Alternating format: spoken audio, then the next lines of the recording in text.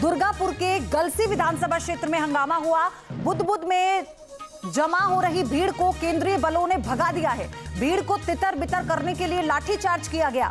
तो एक और खबर आपको हम बता रहे हैं, ये दुर्गापुर इलाका है, गलसी विधानसभा क्षेत्र है जहां पर हंगामे की खबर है। ये बुध में जो भीड़ जमा हुई थी, केंद्रीय बलों ने उसे भगा दिया है। भीड़ को तितर बितर करने के लिए लाठीचार्ज भी करना पड़ा है। हालांकि जो सेंट्रल फोर्सेस वहां पर डिप्लॉय की गई हैं, उसको लेकर ममता बनर्जी एतराज जाहिर कर रही थी। वो कह रही थी कि क्या जरूरत थी।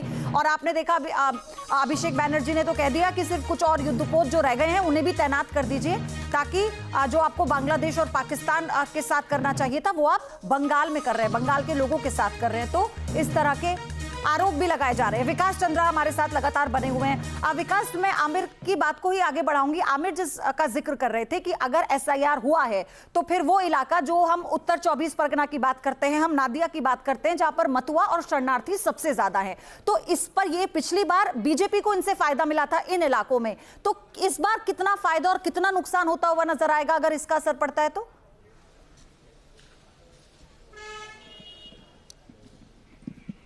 आप देखिए कि जो एसआईआर हुआ है उसमें कई तरह के नाम कटे हैं, जो गुजर गए हैं, मर गए हैं, या जो यहाँ से अलग चले गए हैं, जो अपने पते पर नहीं है, जिनका ट्रांसफर हो गया है। वो एसआईआर में कई तरह के नाम है। लेकिन आपने जो मतुआ समाज का नाम लिया तो हाँ, बहुत सारे ऐसे लोग हैं जो बीजेपी भी इस बात को स्वीकार कर रही है कि उनके मतदाताओं का भी नाम कट गया है। और वो कंफ्यूजन में कटा है कि जैसे उनका रिकॉर्ड में बनर्जी है और दूसरी जगह पर उन्होंने बंदोपाध्याय लिखा है। बंदोपाध्याय और बनर्जी दोनों एक ही होता है, लेकिन इस अंतर को इलेक्शन कमीशन के अधिकारियों ने स्वीकार नहीं किया और नाम कट गया।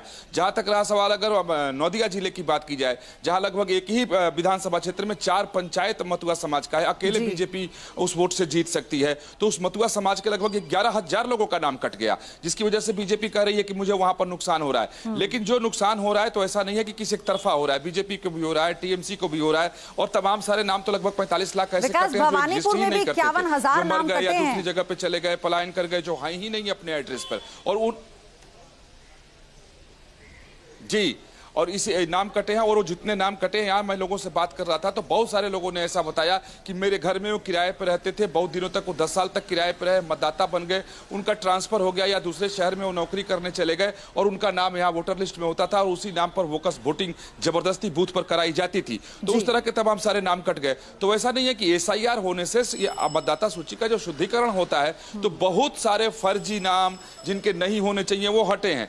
तो और कुछ ओरिजिनल नाम भी, वाकई कुछ महिलाओं से मैंने मुलाकात की भी इसी भवानीपुर में, जो यहीं की निवासी हैं, वो 1980 से वोट डालती आ रही हैं, लेकिन उनका नाम कट गया एसआईआर में। वो बहुत दुखी हैं सिर्फ इसी कंफ्यूजन में, टाइटल के बनर्जी और बंदोपाध्याय। अच्छा, आपने महिलाओं का जिक्र किया विकास, इस पूरे फेज में, सेकंड फेज में इन 7 जिलों में महिला मतदाता सबसे ज्यादा निर्णायक भूमिका में है। 23 सीटें ऐसी हैं जिस पर महिला मतदाता पुरुषों से ज्यादा हैं।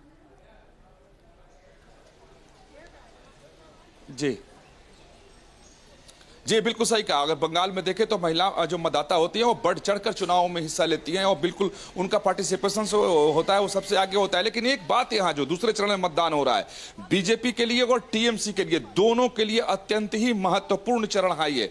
क्योंकि आप देखें जिन 142 सीटों पर आज मतदान हो रहा है, अगर पीछे के आंकड़े से तुलना की जाए तो महज बीजेपी को इस 142 में से 18 सीटें मिली थी।